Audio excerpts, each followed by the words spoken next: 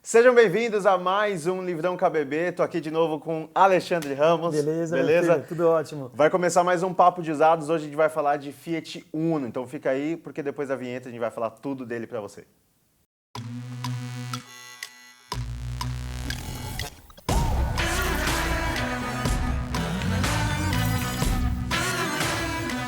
Isso aí, Ale.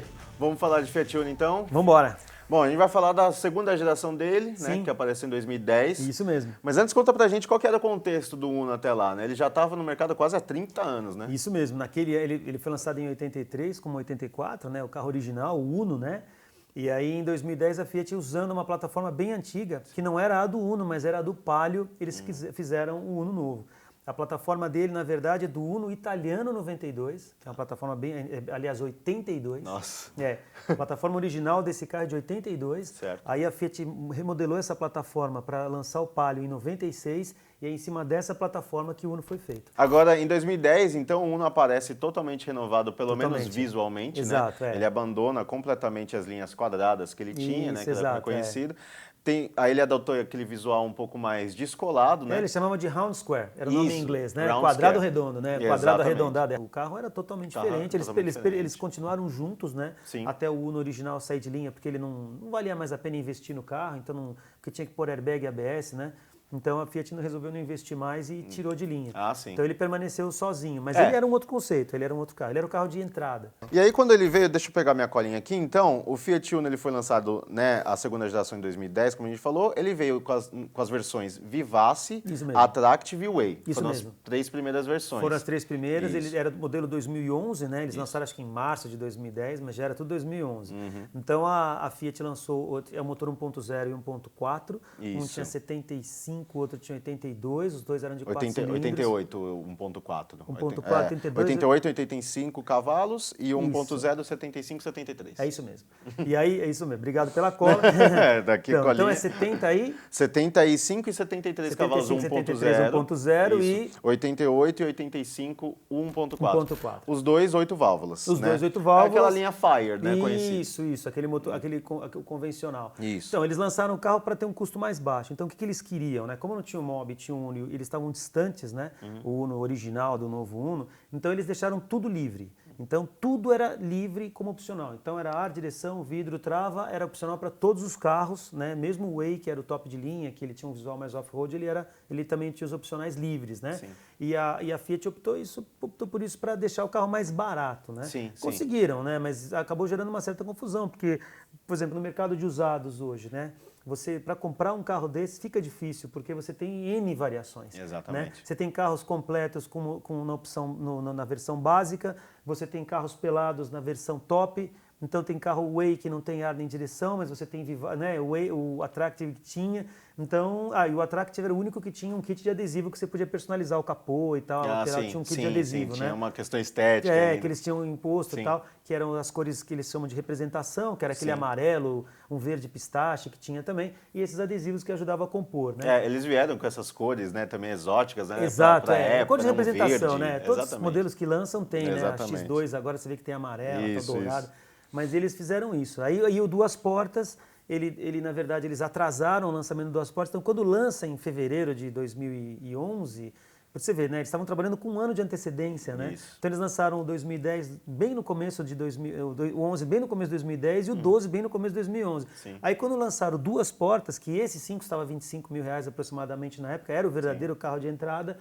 Esse carro já saiu como 2012 e na esteira a Fiat colocou todos 2012. Exatamente. Então ele dura um ano só, né, um pouquinho, todos os duas portas dessa fase já são 2012 em diante. Mas foi interessante você ter falado a questão da gama do Uno, que você poderia colocar opcionais, né, em praticamente todas as versões, né, todos esses opcionais que hoje já são de série nos carros 0 km. Naquela época você tinha que colocar ar, direção. No site da KBB você pode fazer isso. Se você estiver vendendo algum Uno dessa fase, você pode configurar nos opcionais, nas ferramentas que a gente mostrou no site, no vídeo que vai aparecer aqui, ó, o link se você não viu de como usar a tabela KBB, você tem isso. E aí eu peguei um exemplo só para a gente mostrar aqui para quem está assistindo a gente, por exemplo, um Fiat Uno Vivace que está aparecendo aí, 1.0 4 portas de 2011, ele está numa faixa aí entre 18 mil e 21 mil reais.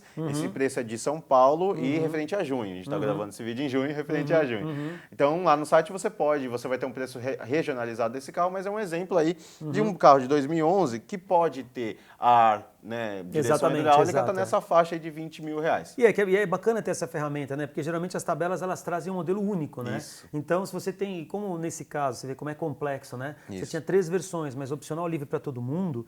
Então, é difícil você pegar uma tabela que unifique. O carro é 18 mil de tabela. Sim, mas qual é o carro de 18 mil, né? Exatamente. Então, eu acho interessante que essas ferramentas existam mesmo, para você ter mais facilidade na hora de comprar, de vender, né?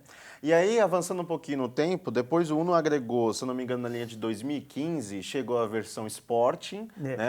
Não, o Sport já veio lá de trás, já veio antes. Já veio antes? Já veio também, antes. ele já veio, ele saiu junto, mas ele saiu, quer dizer, ele veio um pouquinho depois das duas depois, portas, né? ele veio já lá atrás, 1.4. É verdade. Mas o que foi interessante depois que eles agregaram ainda nessa geração, né, nesse início dessa geração 2 do Uno, foi o câmbio dual-lógico em algum momento. Isso sim, foi lá na frente. Isso foi interessante. Isso, acho que foi em 2015 mesmo. Por aí, né? Porque ele teve o primeiro facelift dele em 2015. Isso. Aí eles mudaram bastante a frente, o para-choque, o carro ficou bem, mas ele tinha uma cara meio que de brinquedo antes, né? E depois eles deram um caráter mais sério pro carro. E aí foi quando eles colocaram esse câmbio dual-lógico já no Sporting. Mas o problema é que, nesse caso, em 17 eles fazem outro facelift. Então, esses modelos duraram só 2 anos. Exatamente. É raro acontecer isso. Ficou muito pouco tempo. Ficou muito pouco tempo. Eles trocaram a motorização e aproveitaram para fazer um outro facelift, né? Mas aí você que conduz aí, você que me diz, estão disparos. Exatamente. Não, mas tá certo. Eles fizeram esse facelift e aí, pra gente ter um exemplo, por exemplo, dessa linha aqui, dessa cara, né, do meio termo que ficou, né, um breve período no mercado, a gente tem aí um Fiat Uno Sport 1.4 Dual-Logic, que era um carro já mais completinho. Era um carro já mais topo de gama do Uno, né, naquela época. Era um preço bem mais alto. Exatamente. Linha 2015, você está vendo exemplo de preço aí de São Paulo de junho aí na KBB, está em torno de 41 mil reais. Você vê que já é um carro, né, pouco, que ainda está um pouquinho mais valorizado no mercado, porque ele já é completinho, né? Isso. Em termos de mercado, o Dual-Logic sempre é um carro um pouco mais mal visto. Infelizmente, ele tem essa pecha. Eu já usei bastante esses modelos, eu acho assim. Se você quiser ter uma utilização bacana desses Dual-Logic, você tem que lembrar que esse carro é mecânico, ele é manual, como diz o meu amigo Bob Sharp, ele é manual. Então, se você coloca no modo Sport e você trabalha com ele no modo manual, tirando o pé do acelerador para fazer as trocas, ele vai ficar muito mais interessante, a durabilidade vai ser muito maior. Sim.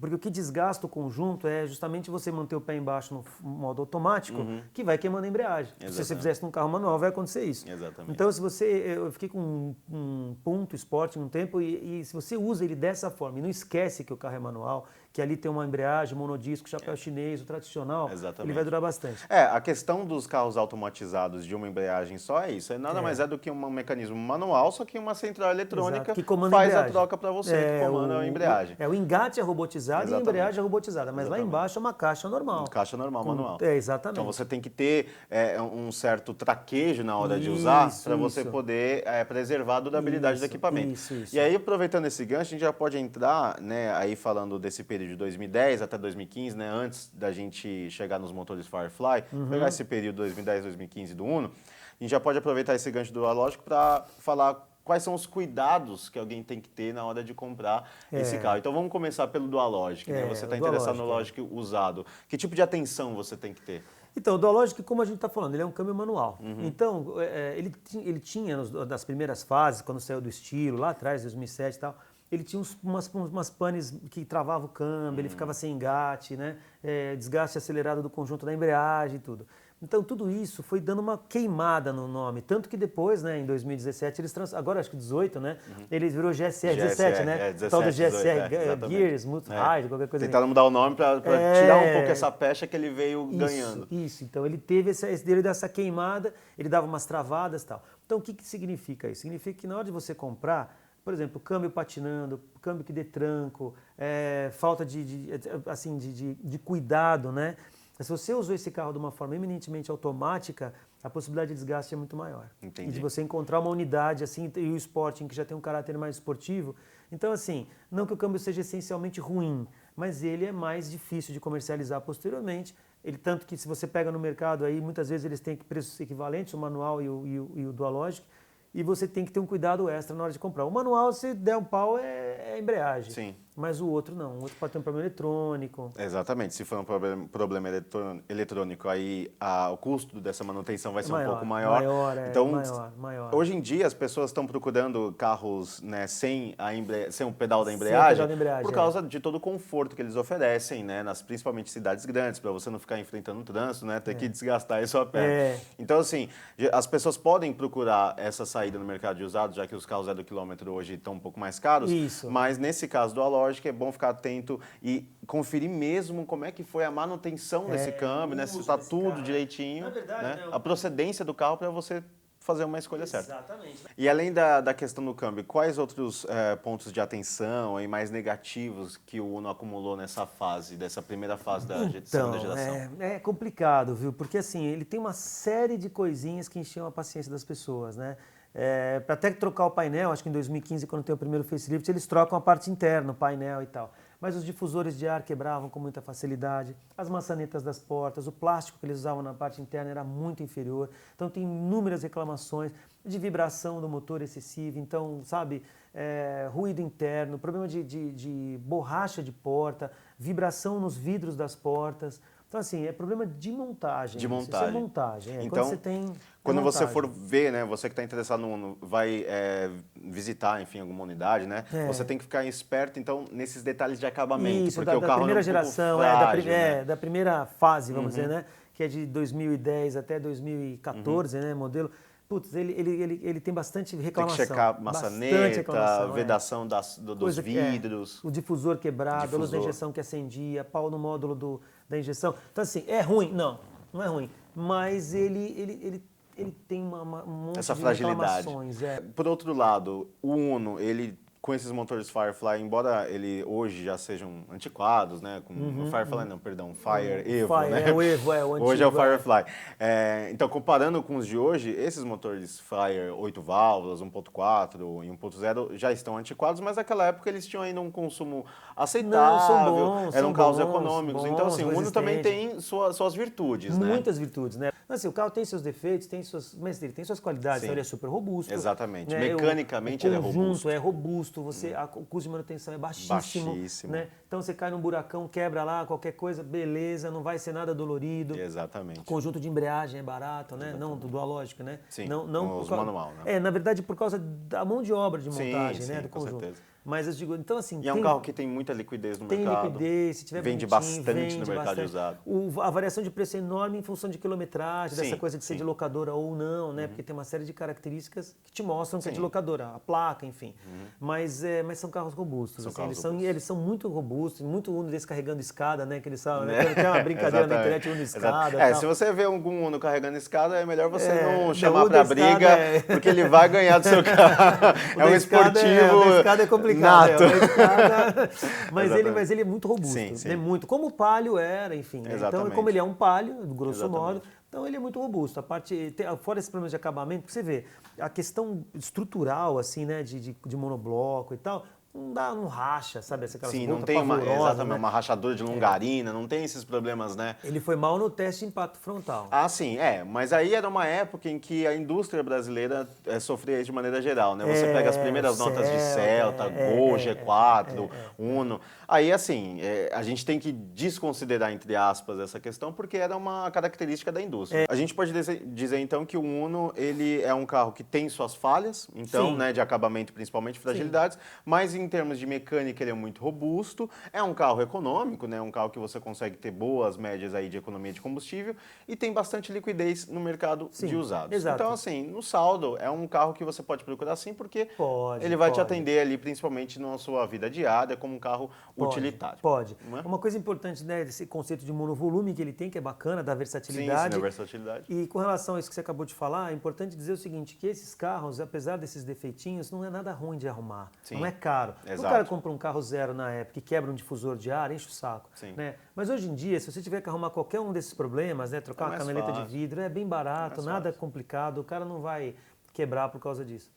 É isso aí, gente. Acho que é isso. É isso aí. Uno G2 está aí, a gente já fez nosso papo de usado sobre Show o de Uno. bola. Se você estiver interessado, acessa lá o site da KBB para pesquisar preço desse carro. Aí embaixo também estão todos os contatos do nosso grande Alexandre Muito Ramos. obrigado, meu irmão. Obrigado mais uma vez. Obrigado, viu, cara? Obrigado. Valeu mesmo, pessoal. Gente, valeu. Siga a gente nas redes sociais. Até a próxima.